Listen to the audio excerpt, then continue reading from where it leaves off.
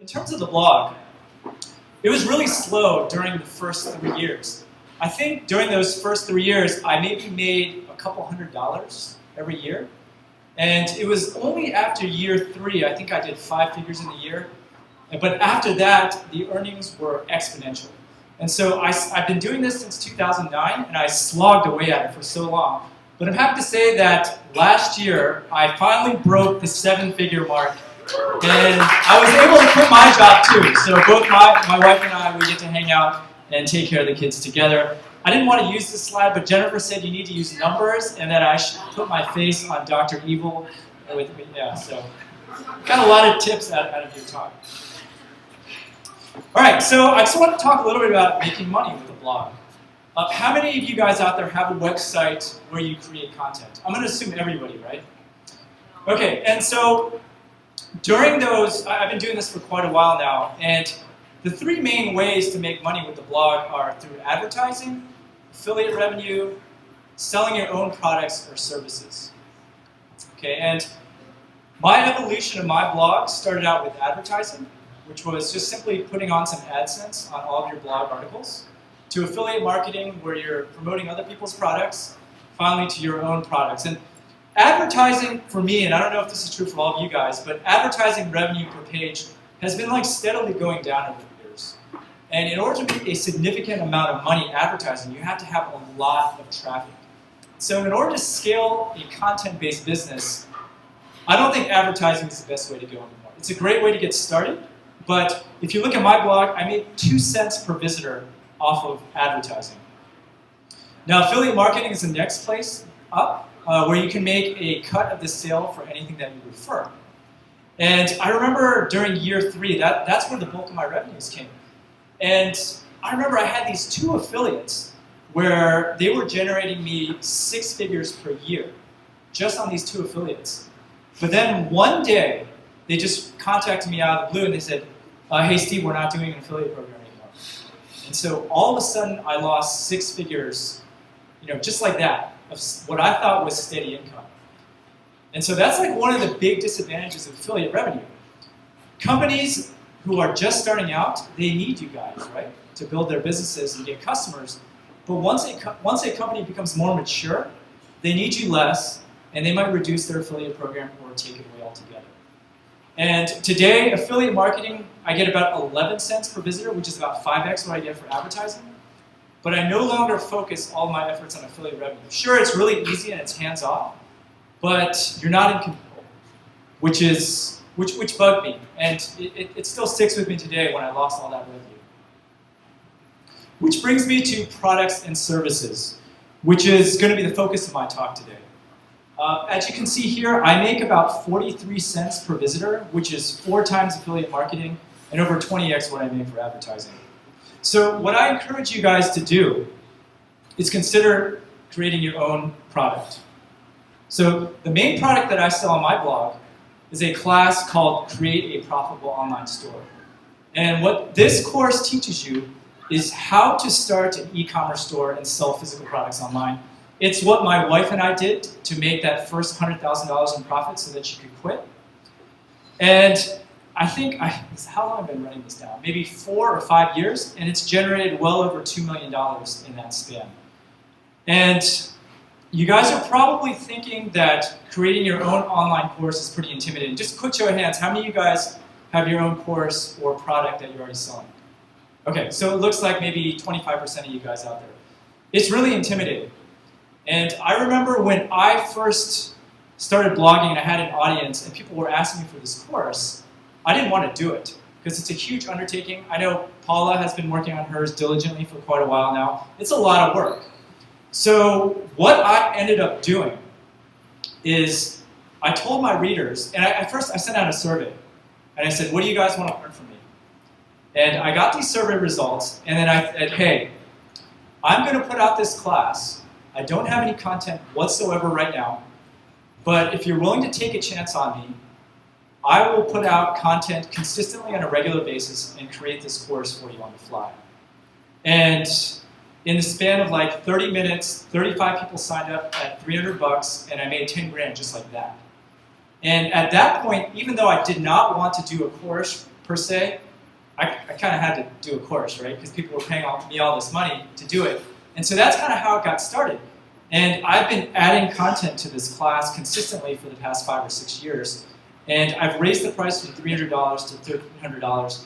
The content keeps growing and growing every single year. And I kind of run it like a blog. New stuff, e-commerce is constantly changing. All right, so. Sorry, PT. I lied your slides on here. So one of my biggest hurdles to selling my course was, so I'm an engineer. I was an engineer. I keep forgetting I quit. I was an engineer. I used to sit behind a computer all day, just typing on a computer, and I didn't want to look like this guy, right? I didn't want to come across as the sleazy salesman who got up and pitched products all day. Now, so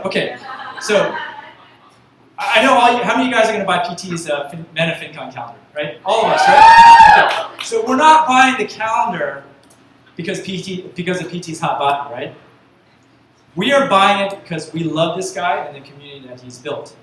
And so one thing that I've learned about sales over the years, and I'm totally not a salesman at all, is that people buy your products for you and not necessarily what you're selling.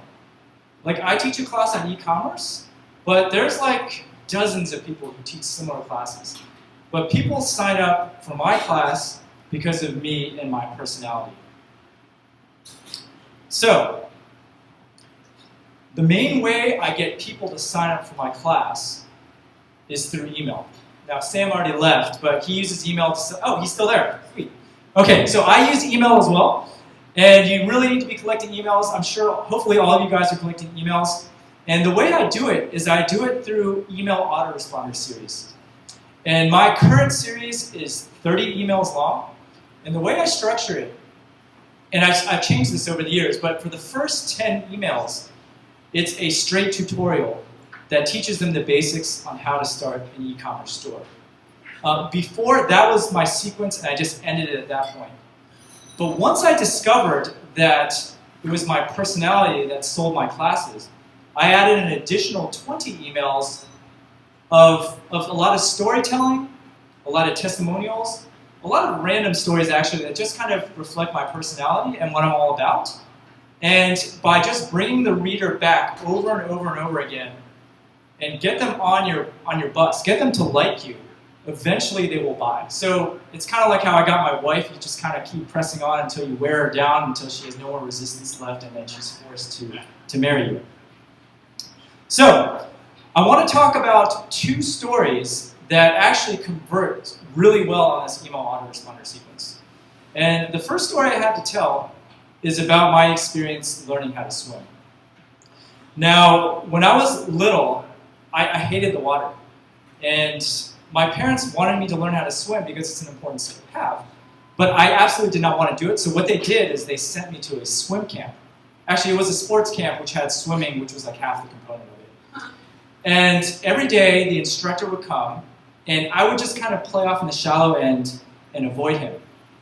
And I managed to avoid learning how to swim and dunking my head in the water for about 3 weeks. But at the end of those 3 weeks, little did I know that they invited all the parents over to see, what progress we had made in the camp. And I remember like the final exam was we had to get on the diving board and jump into the deep end. And then my dad, my mom were there, and their Asian parents were like, "Oh my God, you better get straight A's on this sports camp." And I remember sitting there going, "Oh crap, I gotta jump." And I could have backed out, and I remember standing at the edge of the diving board for a long time. And then I closed my eyes and pretend this kid's Asian. I held my nose, and then I jumped in the pool, and then I almost drowned. And then the lifeguard had saved me. My parents were like, hung their heads in shame. But the point of this story is, what's the worst that can happen if you start your online business, right? You're not going to drown. Someone's going to be there to save you. So, believe it or not, this email really has very little to do with e-commerce or anything, but it actually converts a lot of sales. The highest grossing email that I send out has to do with my wife. And I remember when I first met my wife, we were at this restaurant called A&J. I don't know if any of you guys, but the A&J restaurant, and I remember I saw her, and like all of a sudden I couldn't talk. Like I was just so nervous, and she was with a mutual friend, and we sat down at the same table and ate together. And I did not say a word to her the entire dinner, even though I really wanted to.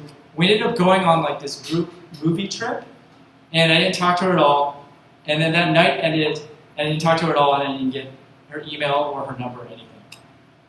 6 months later, got a chance to see her again at this engagement party, and this time I was determined to talk to her.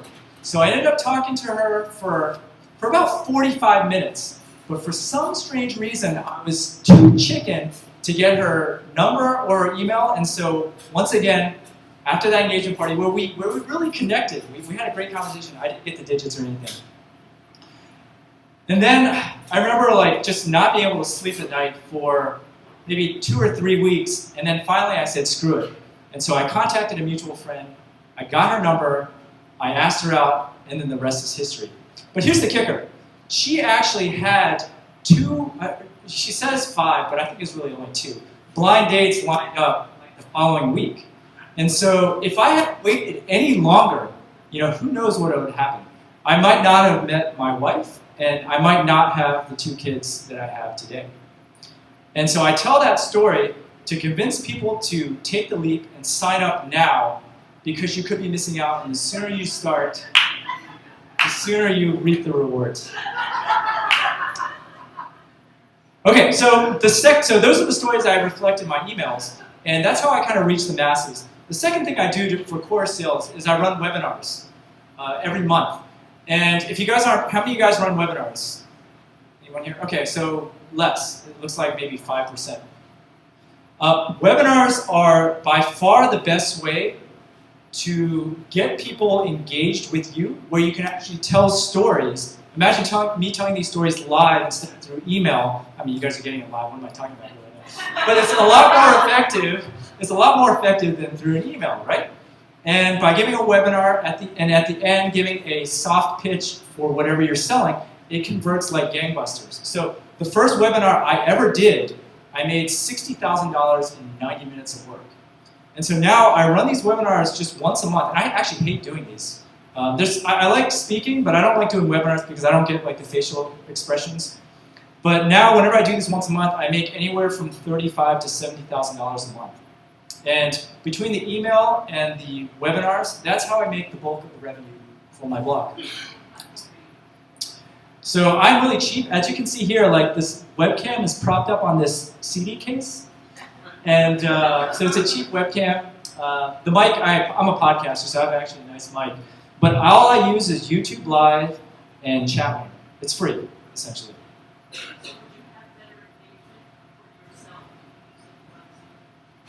If I use Zoom? Well, I have the live chat, and I can't see them, that's correct. Yes. Perhaps. If I did them more often, perhaps I would consider that. Okay, so on a typical webinar, I usually get like 1,700 signups, and then so I probably. But anyways, the whole point of all this is I encourage you guys to create your own products, because that's where you're going to see most of your revenue. And then 2, I implore you guys to tell your story and be yourself. Like, let your quirks show, or tell stories about your youth and how stupid you are. I have a lot of other stories, which I didn't tell you, obviously. And then 3, put yourself out there with webinars, because that's actually the best way to sell your stuff. Okay? And so my blog's at mywifequitterjob.com, and my podcast, and there's my Twitter handle. Thank you.